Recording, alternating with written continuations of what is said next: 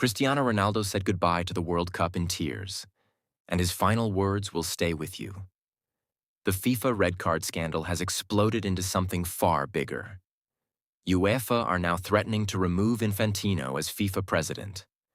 Belgium completely destroyed USA 4-1, and justice was served in the most beautiful way. Mbappé is at the center of an international diplomatic incident involving a Paraguay senator, a presidential phone call, and a racism accusation. And Jordan Henderson celebrated England's victory by jumping over an advertising board and ended up in hospital needing surgery. This World Cup just keeps delivering. Let's get into everything right now.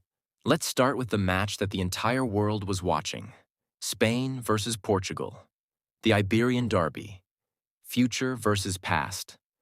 Lamine Yamal versus Cristiano Ronaldo. The biggest fixture of the round of 16. The stakes couldn't have been higher, especially for Portugal. This generation of Portuguese players is arguably the best in decades. Vitinha, Ruben Neves, Rafael Leão, players performing at the highest level for PSG, Real Madrid, and Manchester City. And for Ronaldo personally, this was his last chance. There will be no more World Cups. Either he lifts the trophy this summer, or he finishes his career without winning the one competition that has always eluded him, while his greatest rival has already claimed it. Portugal set up deep, exactly as everyone expected. Spain had the ball. Portugal defended. For the entire first half, neither side created much of genuine quality.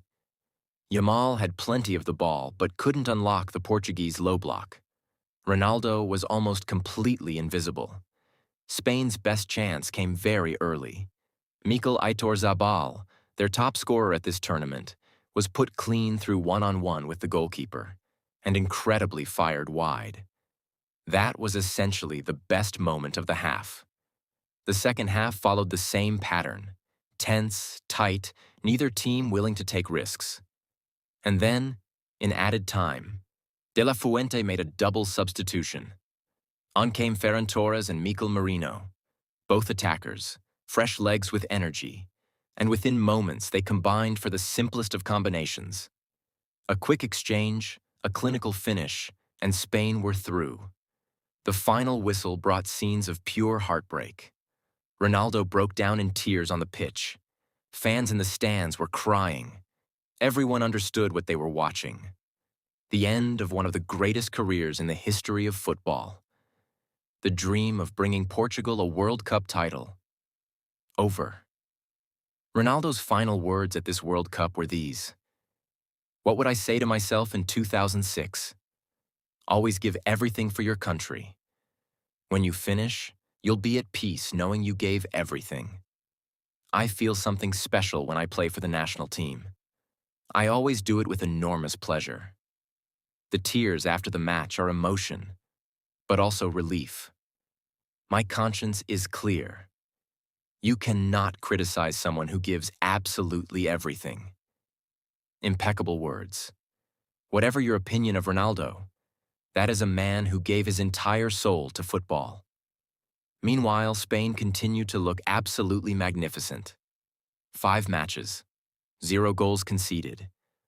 Opponents have created just 1.5 xG combined across the entire tournament. Spain don't just defend. They press, they suffocate, they dictate. Even when chaos threatens, they stay ice cold. Genuine title contenders. Now to the story that has gone from scandalous to historic in the space of 24 hours. We told you yesterday that FIFA used an obscure regulatory loophole, triggered by a direct phone call from Donald Trump, to overturn Balogun's red card suspension and allow him to play against Belgium. Today, the fallout has reached a completely different level. First, let's cover what happened around this scandal in full. Belgium's Football Federation submitted a formal appeal against the overturning of the suspension. FIFA not only rejected it, they refused to even provide the written reasoning for their decision. They simply said no, gave no explanation, and during a formal match coordination meeting, FIFA actually removed the section about automatic player suspensions from their presentation entirely, as if it didn't exist. Trump then doubled down publicly. He gave a speech that was, to put it charitably, completely divorced from reality. His words, "Everyone's talking about the red card like it's normal. I didn't even know what a red card was, and when I found out, I said, 'Are you kidding me? What would you feel like if we removed Messi because he kicked someone? You can't do that.'" He then claimed he knows sport well and that it definitely wasn't a foul, and announced that Infantino's level of respect had gone up tenfold in his eyes. The reaction from across football was immediate and furious. UEFA released a statement, one of the strongest public statements they have ever issued against FIFA, saying, "We express our disbelief at this unprecedented, incomprehensible, and unjustified decision. It has crossed a line. Sometimes rules allow for different interpretations. In this case, they do not.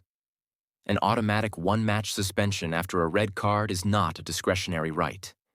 It is a principle embedded in regulations that allows no exceptions." But now it goes even further. According to journalist Romain Molina, senior UEFA officials are now conducting behind-the-scenes work to find a candidate to challenge Infantino for the FIFA presidency. And it's not just UEFA. Leaders across world football, not only in Europe, are reportedly discussing how to remove Infantino from football entirely. This has been building for years. The expanded World Cup, the Club World Cup expansion, the hydration break advertising scandal, the special treatment of powerful nations. But overturning a red card because the President of the United States made a phone call? That crossed a line that even the most patient football administrators couldn't ignore. Infantino has been slowly destroying FIFA's credibility for years. This might be the moment that finally ends his reign. And now, the match itself. Because if you believe in karma, yesterday delivered it in the most satisfying way imaginable. Belgium came into this match absolutely furious. Their federation had been humiliated by FIFA. Their formal appeal had been dismissed without explanation. And their players knew the entire world was watching to see if footballing justice could still exist at this tournament. Coach Rodi Garcia made a series of bold decisions. He left De Bruyne, Doku, and Lukaku, his three biggest stars, on the bench. Why? To specifically nullify USA's attacking patterns. A 4-1 defensive shape designed to extinguish everything that had made Pochettino's side so exciting. And it worked from the very first minute. Without the space to run into and the freedom they'd enjoyed in previous matches, USA looked nothing like the team that had impressed so many people earlier in the tournament. Completely defanged. Then Garcia made another brilliant call. Charles de Ketelaere in a false striker role. The Belgian attacking midfielder was everywhere, and finished the night with 2 goals and an assist. Belgium 4-1 USA. A demolition, a statement. The third goal deserves a special mention. USA goalkeeper. Matt Fries made a catastrophic error, and then a defender failed to even make contact with a simple clearance. 2 individual mistakes in the same sequence, completely symptomatic of a team that had lost their focus because of all the noise surrounding the Balogun situation. And Balogun himself? The man whose red card was overturned by presidential intervention? He touched the ball fewer times than anyone else on the pitch. Karma doesn't miss. Now to a story that started on a football pitch and somehow ended up involving 2 heads of state. We told you about Mbappe's furious post-match interview after France beat Paraguay. The celebrations in front of players he'd clashed with all match, refusing to shake the goalkeeper's hand. All of that created significant backlash in Paraguay. Paraguay Senator Celeste Amarilla then went further than any politician really should, attacking Mbappé with comments so offensive and racist that we won't repeat them in full here. The gist: deeply personal attacks on his background, his intelligence, and his identity. She also said Paraguay's players should have slapped Mbappé or at least shown him a middle finger. Mbappe's response was immediate. He called her a disgusting woman and accused her of racism. France's sports minister condemned the senator's words. The French Football Federation announced they would be taking legal action against Amarilla. And President Emmanuel Macron personally backed Mbappé. Things escalated to the point where Paraguay's president Santiago Peña Palacios had to personally call Macron to apologize for his senator's comments. A football argument between a striker and some opposition players somehow became a diplomatic incident between two nations. Only at this World Cup. The senator faces consequences at the international level. Though back home in Paraguay, it's fair to say the public reaction is considerably more sympathetic towards her. Either way, the fact that two presidents had to get on a phone call because of what happened in a football match tells you everything about the temperature of this tournament. And finally, the most painful and farcical story of the day. Thomas Tuchel raised eyebrows with his England squad selection, leaving out Foden, Calvert-Lewin, and others while finding room for Jordan Henderson. Tuchel's reasoning? Henderson is a mental leader, a genuine dressing room presence. His value isn't always visible on the pitch. It's about what he provides to the group environment. The man captained Liverpool to every major honor. That kind of experience and character matters. Henderson didn't play a single minute against Mexico. He did receive a yellow card for arguing with the referee from the touchline, which is a very Henderson thing to do. And then, in the celebrations after England's victory, Henderson decided to jump over an advertising board to join his teammates. He caught his foot. He fell. He landed directly on his left wrist. The wrist bent in a direction wrists simply should not bend. Henderson screamed in pain. Medical staff rushed over. He was eventually carried off the pitch on a stretcher wearing an oxygen mask. Tuchel confirmed the damage. Jordan just fell. It looks really bad. I'm sad for him. He's hurt his wrist. It's quite serious. He's in hospital. It doesn't fit the picture of the evening. Unfortunately. According to The Athletic, Henderson needs surgery. His World Cup is over. He didn't play a single minute, got booked for arguing, and then injured himself celebrating a victory he had no part in.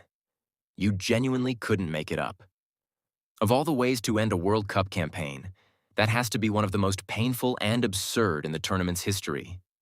Poor Henderson, that's everything for World Cup playoffs. Ronaldo's last World Cup ends in tears with words that will be remembered forever. FIFA's scandal is now threatening Infantino's entire presidency. Belgium delivered the most satisfying result of the tournament. Mbappé triggered a diplomatic incident between France and Paraguay. And Henderson ended his World Cup by jumping over an advertising board and ending up in hospital. Drop a comment. Should Infantino resign as FIFA president? And was Spain versus Portugal the best match of the tournament so far? Subscribe and turn on notifications. I'll see you tomorrow for more. Let's go.